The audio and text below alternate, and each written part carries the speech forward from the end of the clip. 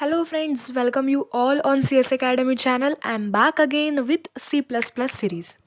This one is our lecture number 16, and in this lecture we are going to learn the new topic which is a friend function, and this one is a very much important topic from the C++, and I already uploaded the 15 lectures on the C++. If you miss that 15 lectures, please follow that videos, and after that come here, okay?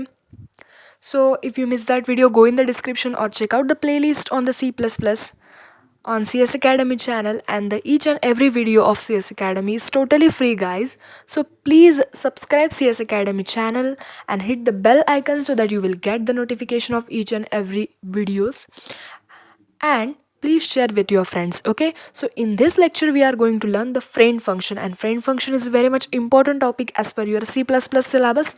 Okay, so in previous lecture we already covered how to find out the GCD of two numbers, and I already explained the program for the same. Okay, so follow that video. In this lecture we are going to learn the friend function. Okay, so let's start our today's lecture, friend function, lecture number 16, C++.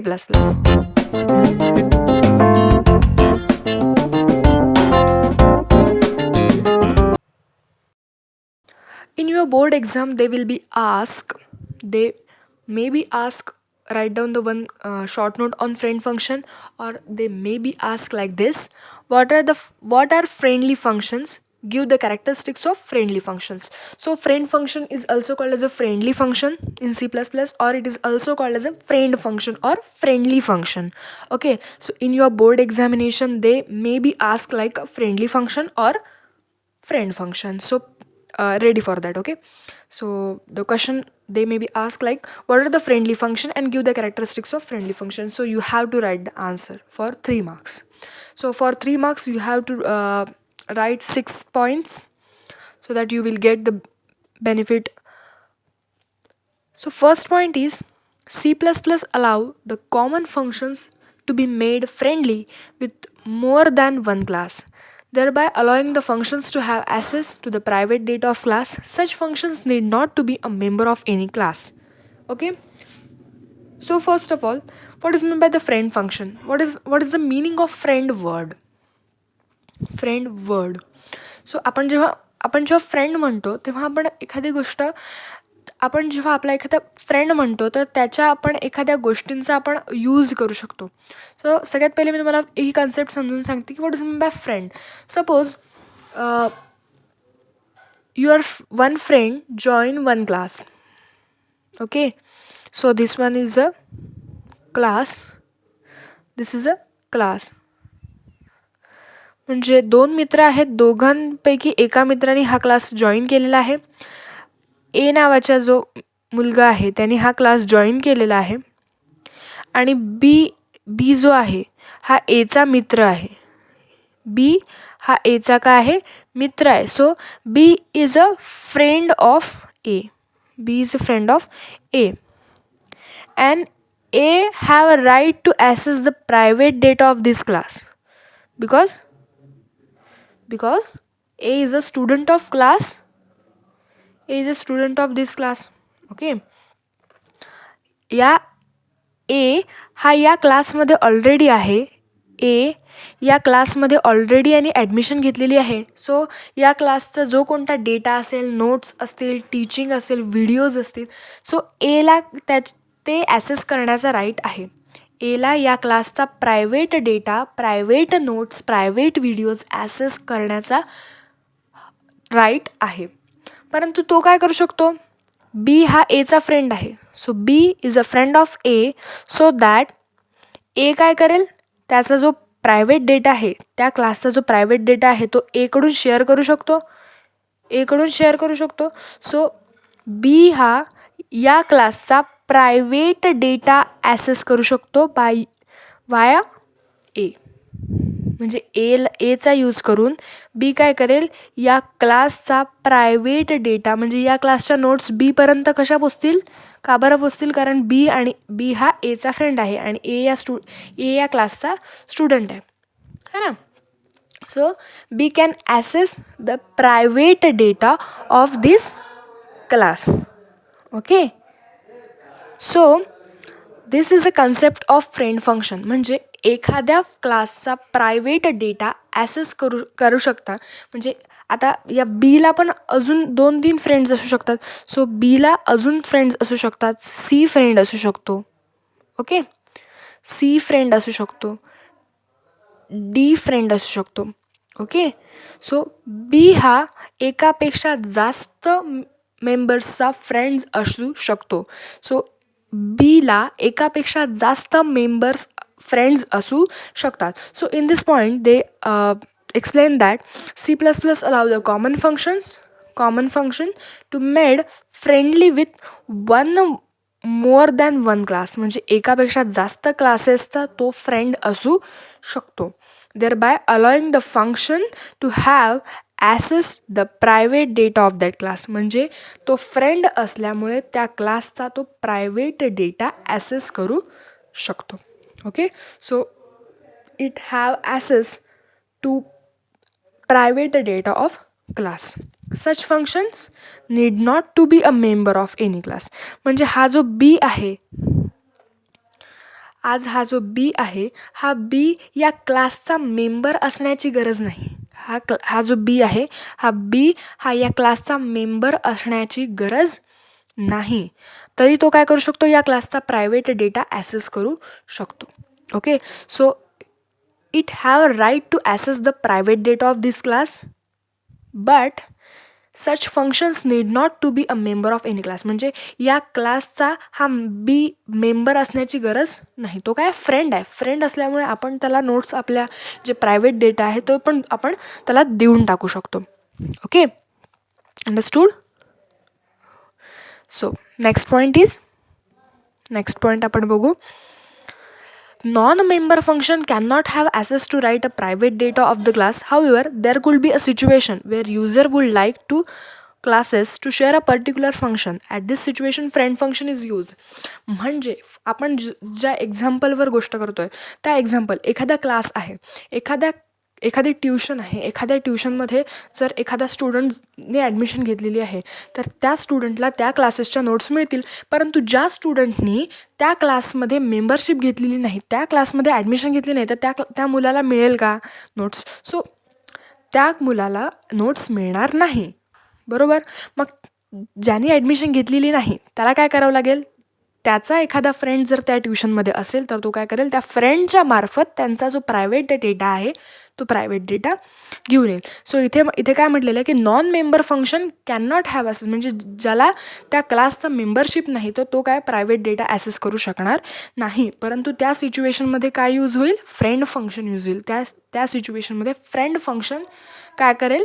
क्लासचा private data त्या non member फंक्शनला नेऊन देईल. Okay, so to make an outside function friendly to a class, simply declare the function as a friend of class as shown in below. म्हणजे आता हे जे आहे हे पूर्ण सिंटॅक्स आहे. आता आपण काय बघणार आहे की आपल्या प्रोग्राममध्ये ॲक्च्युअल फ्रेंड फंक्शन, हे जे आपण आत्ता कन्सेप्ट शिकलो, फ्रेंड फंक्शन ही कन्सेप्ट आपण कशी लिहिणार, त्याचं लिहिण्याचं पद्धत काय आहे, त्याची लिहिण्याची स्ट्रक्चर काय आहे, हे आता आपण बघूया. सो आपण हा एक क्लास तयार केला.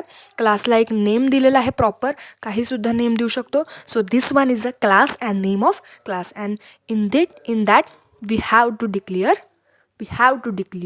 The friend function. काही डेटा आपण प्रायव्हेट ठेवलेला आहे. So it may be a variable or it may be a array, whatever it may be. Okay, data, private data, the data that you don't have to access. म्हणजे तुम्हाला जर बाहेरच्या लोकांना तो data access करू द्यायचा नाही आहे, so you have to save that data into the private section. You have to put that data into the private section of that class. Okay, so जो कोणता डेटा प्रायव्हेट आहे तो आपण private इथे ठेवू आणि जो public आहे तो पब्लिक. परंतु हा डेटा आपल्याला फक्त मेंबर्सला यूज करता येईल. म्हणजे या क्लासचे जे कोणते मेंबर्स असतील है ना, त्याच मेंबर्सला हा प्रायव्हेट डेटा यूज करता येईल. परंतु बाकीचे जे नॉन मेंबर फंक्शन आहे त्यांना यूज करता येणार नाही. म्हणून आपण काय केलं, या क्लासचा एक फ्रेंड फंक्शन बनवलेलं आहे, इथे फ्रेंड फंक्शन बनवलेलं आहे. तर आपण जसं म्हटलं होतं की स्कोप रिझोल्युशन ऑपरेटर यूज करून आपण मेंबर फंक्शनला तिथे डिक्लेअर करतो, परंतु तिथे डिफाईन करू शकत नाही. बरोबर आहे, डिक्लेअर करू शकत नाही, डिक्लेअर करतो पण डिफाईन आपण काय करतो, आउटसाईड द फंक्शन करतो, आउटसाईड द फंक्शन करतो. तर ते आपण स्कोप रिझोल्युशन ऑपरेटरने करतो. तसंच आपण इथे काय केलं, फ्रेंड फंक्शनला काय केलं, फक्त इथे फ्रेंड फंक्शनला आपण काय केलेलं आहे, फक्त डिक्लेअर केलेला आहे आणि त्याला आपण डिफाईन आउटसाईड द क्लास करणार आहे. कारण तो क्लासचा मेंबर आहे का, क्लासचा मेंबर नाही, फक्त तो काय आहे, क्लासचा फ्रेंड आहे. सो आपण इथे याचा सिंटॅक्स बघितला तर फ्रेंड आपल्याला हे जो कीवर्ड आहे, हा जो फ्रेंड कीवर्ड आहे, हा फ्रेंड कीवर्ड लिहिणं खूप महत्त्वाचं आहे. So friend is a keyword of C++. So friend return type, त्या फंक्शनचं रिटर्न टाईप लिहावं लागेल आणि फंक्शनचे name and the arguments. Okay, त्या फंक्शनचे आर्ग्युमेंट्स आपल्याला लिहावे लागतील. So this one is a declaration of friend function. मग या फ्रेंडला आपल्याला आउट ऑफ द क्लास आपण काय करू, जसं आपण नॉर्मल फंक्शन लिहितो, नॉर्मल फंक्शन जसं लिहितो तसं आपण त्या फंक्शनला काय करू, डिफाईन करू. ओके, जसं आपण त्या फंक्शनला काय करू, डिफाईन करू. आणि जेव्हा आपल्याला त्याची गरज पडेल तेव्हा आपण या क्लासचा हा जो प्रायव्हेट डेटा आहे, हा प्रायव्हेट डेटा कोण यूज करू शकेल, हा जो फ्रेंड आहे, या फ्रेंडला काय होईल, हा डेटा ॲसेसेबल राहील, या फ्रेंडला काय राहील, ॲसेसेबल राहील. कारण हा जो फंक्शन आहे हा आपण इथे ॲज अ फ्रेंड म्हणून डिक्लेअर केलेला आहे. सो या क्लासचा हा काय आहे, फ्रेंड आहे. ओके, सो फ्रेंडला प्रायव्हेट डेटा आपण देऊ शकतो जरी तो त्या क्लासचा मेंबर नसला तरी.